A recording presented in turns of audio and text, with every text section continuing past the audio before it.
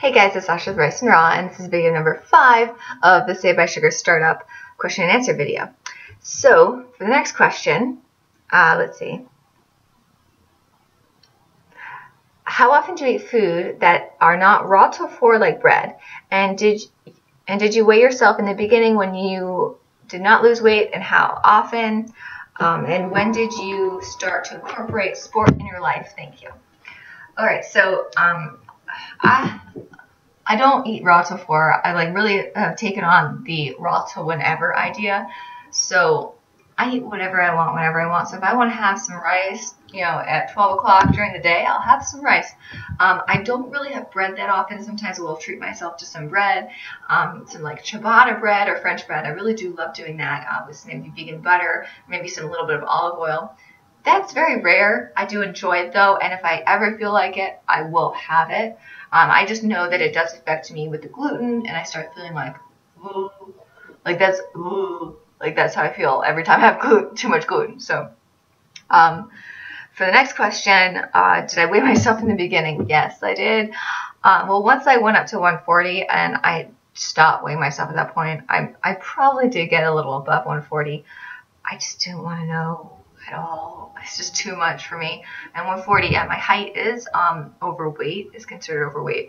So that was really tough for me to deal with. And I would weigh myself, except for like the above 40, I'd weigh myself like every day, like 20 times a day. It was a constant thing. It was weird. It's really not healthy.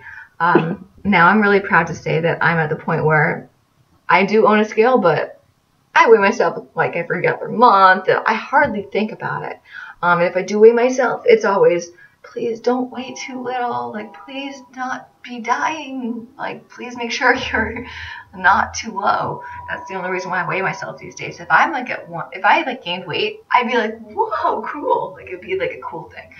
All right. So, and then the other question is, when did I start incorporating sport into my life? And mainly, it was in 2014 on the new year. I was like, okay, I'm going to make a New Year's resolution, work out at least once a week, and that's it. Like for an hour or whatever, just once a week. And for this whole year, I pretty much stuck to that. And I'm really proud of it.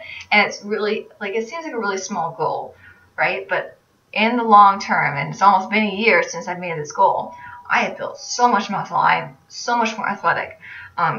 And it's made me so much happier too.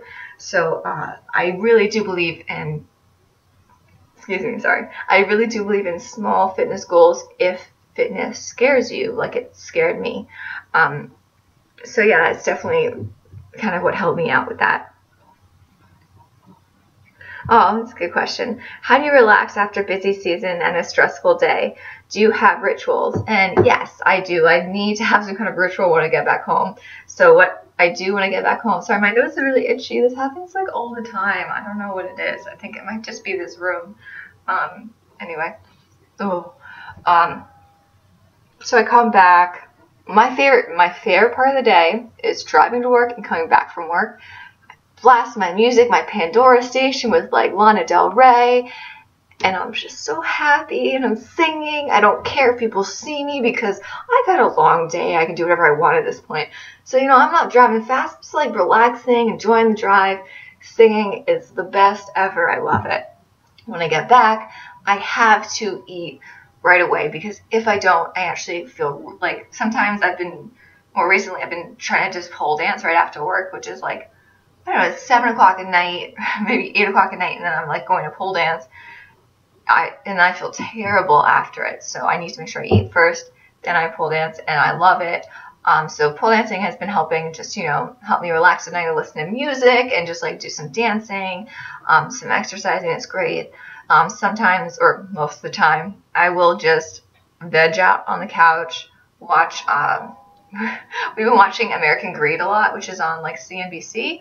I love Shark Tank, and I love South Park. So my boyfriend and I just like veg out on the couch, watch South Park all night, and fall asleep. We have a bed out right in front of the TV because I own my own apartment, and if I want a bed in my room and a bed by the TV, that's what happens. So that's kind of cool. So thanks. That's a cool question. I appreciate that. And I don't really think about it. It's just like a natural thing that I do. So now I see it as like, yeah, it's a ritual. It keeps me sane. And I'm always like checking my Instagram. Like I'll look through it. Less so the past couple weeks, but that also helps me. And in the morning, especially like when I wake up, it helps me wake up to get going to work as I check my Instagram and look through some of your pictures and I like them. All right, so next question. What's your opinion on the subject of religion? This is a cool question. Thanks for the chance, Sasha. Thank you. I really appreciate that, Louisa. Okay, so subject of religion. This can definitely be, a controversial subject if you make it, but I don't see it as a controversial subject. I can't talk.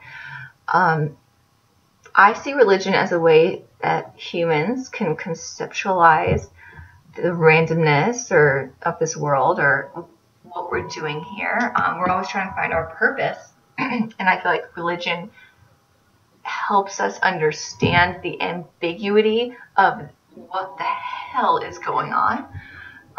It gives us, like, we like answers. We like 1 + 1 = 2. We need exact answers. And when there is an exact answer, some people get very uncomfortable with that. So that's where I think kind of religion, like, came into it. And I feel like in the past, religion has been really used to just make the masses do what, a few higher ups want them to do. It's a way to make people conform and make the mass population, easier to manage.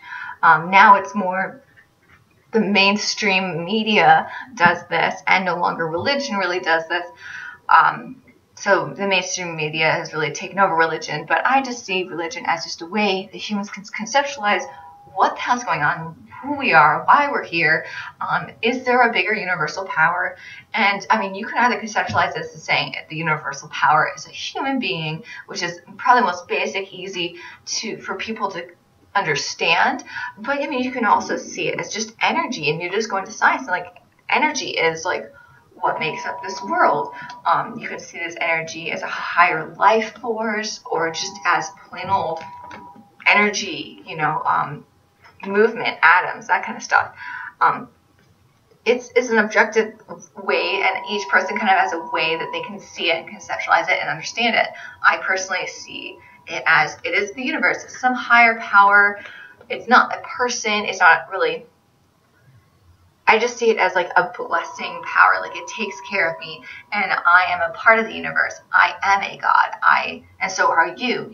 We all are made up of this energy. We all can control our lives, so we can control our perception of our life, which is the most important thing.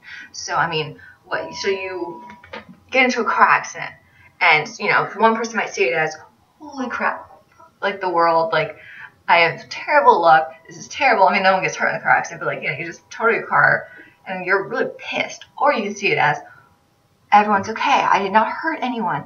I'm okay. I am healthy. I'm still here. Like, there's two different perceptions. There's many different perceptions you can take. And I really think that you can drive your own life purely through perception. Okay. All right, so enough philosophical stuff. For the next video, I'll be answering more questions. So I hope you guys tune in, and I will see you later.